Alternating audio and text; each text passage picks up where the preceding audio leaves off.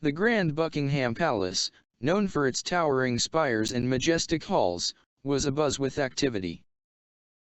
The sun poured through the tall windows, casting golden beams onto the polished marble floors. Amid the royal splendor, a tiny whirlwind of energy bounded through the corridors, a spirited golden retriever named Max. Max was new to the palace, a gift to Princess Charlotte on her 7th birthday. Though adored by everyone, he had quickly gained a reputation for his cheeky antics. Max had a nose for trouble and an uncanny ability to find food no matter where it was hidden. This morning, the palace kitchen was his playground. Delicious aromas wafted through the air as the royal chefs prepared an elaborate breakfast. But to Max, it wasn't just breakfast, it was an irresistible feast waiting to be pilfered. Princess Charlotte, wearing her favorite floral dress, was enjoying her tea in the adjoining sitting room when she heard a faint clatter. Curious, she peeked into the kitchen just in time to see Max dart out, a half-eaten croissant dangling from his mouth. "Max," she called, her voice a mix of laughter and disbelief. The golden retriever glanced back at her with a guilty yet playful expression, his tail wagging like a propeller. Then, like a streak of lightning, he bolted down the hallway, leaving a trail of crumbs in his wake. Charlotte couldn't help but giggle as she gave chase, her delicate slippers tapping against the marble floor. But Max was faster and more cunning than she expected. He darted under tables, through the library, and even past the Queen's private study. Despite his escapades, Charlotte remained determined, her giggles turning into full-blown laughter as the chase took them to parts of the palace she rarely visited. Unbeknownst to Charlotte, Max's escapade was leading her into an adventure that would uncover a hidden world within the palace walls, one filled with unexpected emotions, surprising revelations, and a lesson she would never forget. Charlotte's heart raced as she followed Max through the sprawling halls of the palace. The golden retriever zigzagged through rooms like a mischievous spirit, always staying just out of her reach.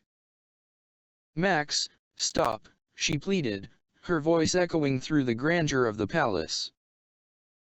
Her playful giggles had faded into frustration, and now a strange unease began to creep in.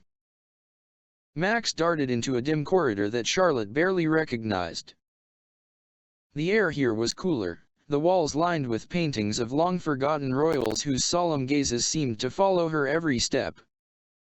Shadows danced across the ornate rugs as the sunlight from the main halls grew fainter. Charlotte hesitated, glancing back toward the safety of the familiar.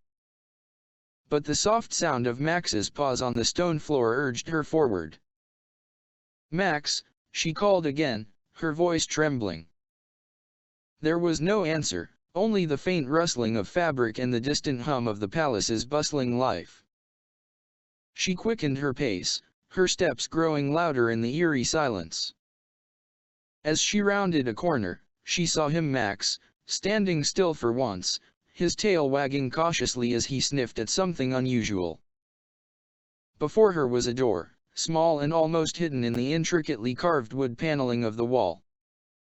Charlotte had never seen it before.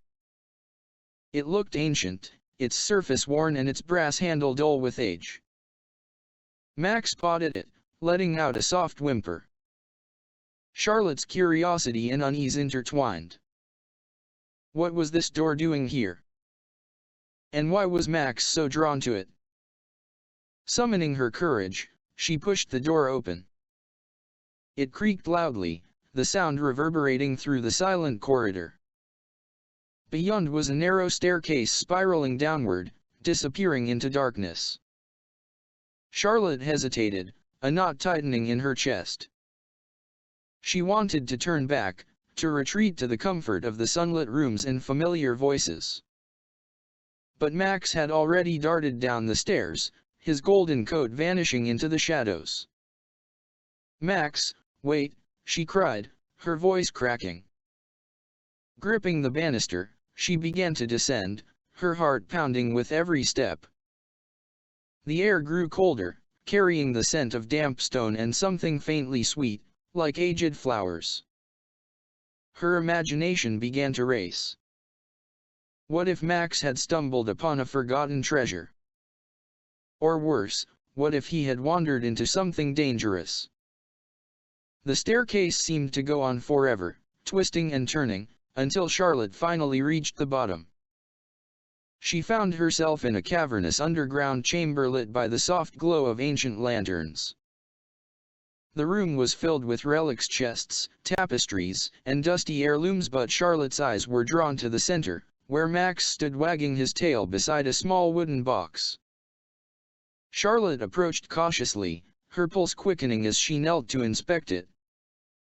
The box was intricately carved, its surface etched with strange symbols she didn't recognize. She reached out, her fingers trembling, and opened it. Inside was a delicate locket, its golden surface gleaming faintly in the lantern light. She picked it up, her breath catching as she opened the locket to reveal a tiny, faded portrait of a young girl who looked strikingly like her. Tears welled in Charlotte's eyes as a flood of questions overwhelmed her. Who was this girl? And why had Max led her to this forgotten place? As Charlotte cradled the locket, a strange and unshakable feeling washed over her, a mix of sorrow and longing, as though the girl in the portrait were trying to tell her something. Max whimpered softly, pressing his warm body against her side, as if sensing her turmoil. The chamber seemed to hold its breath, as if waiting for her next move. Charlotte sat on the cold stone floor, the weight of the locket pressing against her palm. She traced her fingers over the portrait, captivated by the girl's delicate features. Her golden curls, bright eyes, and kind smile seemed so familiar, yet hauntingly distant. The silence in the underground chamber was broken only by Max's soft whimpers and the faint drip of water echoing from somewhere unseen. As Charlotte gazed at the locket, a sudden rush of emotion surged through her, a wave of sadness so deep it made her chest tighten. Tears slipped down her cheeks as she clutched the locket to her heart. Why did she feel this way? It was as if she were mourning someone she had never known but had always loved. Max nudged her gently, his warm nose pressing against her hand. His presence was a comfort, but the questions swirling in her mind were relentless. Taking a deep breath, she scanned the chamber for clues. Among the relics, she noticed an old journal resting atop a faded tapestry.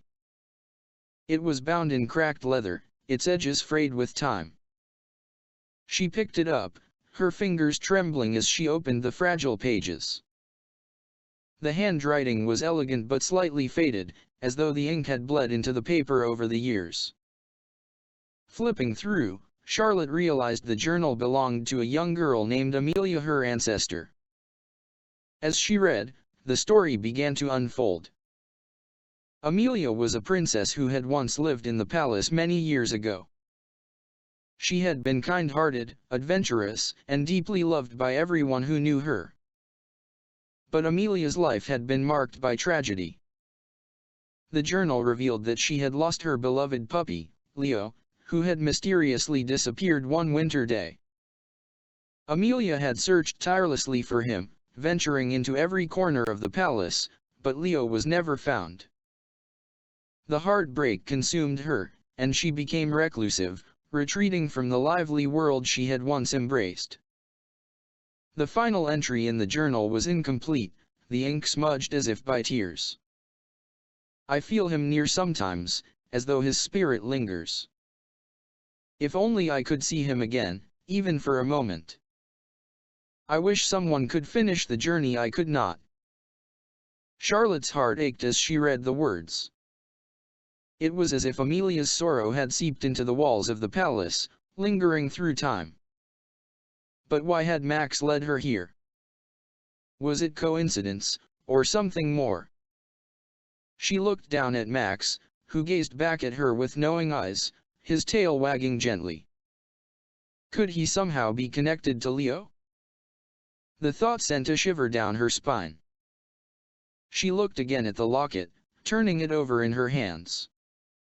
Inside, tucked behind the portrait, was a tiny inscription. For those who seek with a pure heart, love never truly disappears. The words struck her deeply, their meaning resonating in her soul. She realized this wasn't just a discovery, it was a mission. Amelia's story wasn't meant to end in sorrow, and Charlotte knew she was the one to bring it to light. She rose to her feet, clutching the locket and the journal close. Max barked softly, as though encouraging her, his eyes shining with a spark of something ancient and wise. Together, they would uncover the truth and honor Amelia's memory. But as Charlotte turned to leave, a soft breeze swept through the chamber, carrying with it the faintest sound, a whisper, or perhaps a sigh. She froze, her heart pounding, and for a moment, she thought she heard the distant echo of a bark. Charlotte ascended the spiraling staircase, the locket and journal cradled in her hands, Max following closely behind. The dim corridors of the palace now felt different, less like a maze of secrets and more like a path to resolution. The weight of Amelia's story lingered in her heart, but it was no longer heavy with sorrow. Instead, it carried a sense of purpose.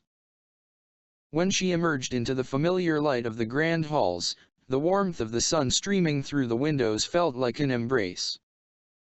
She headed straight for the Queen's private study, her slippers making hurried taps against the polished floor. If anyone could help her piece together Amelia's story and understand the locket's meaning, it was her grandmother. The Queen was seated at her ornate desk, reading correspondence. She looked up with a smile as Charlotte entered, but her expression quickly shifted to concern when she noticed her granddaughter's tear-streaked face. "Charlotte, my dear, what's the matter?" she asked, rising to meet her. Charlotte placed the journal and locket on the desk. "Grandmama, I found these in a hidden chamber beneath the palace. It's about Amelia. She was just like me, but something terrible happened to her." Her voice quivered as she recounted the story, reading excerpts from the journal and showing the portrait in the locket. The Queen's eyes filled with a mix of astonishment and sorrow as she listened.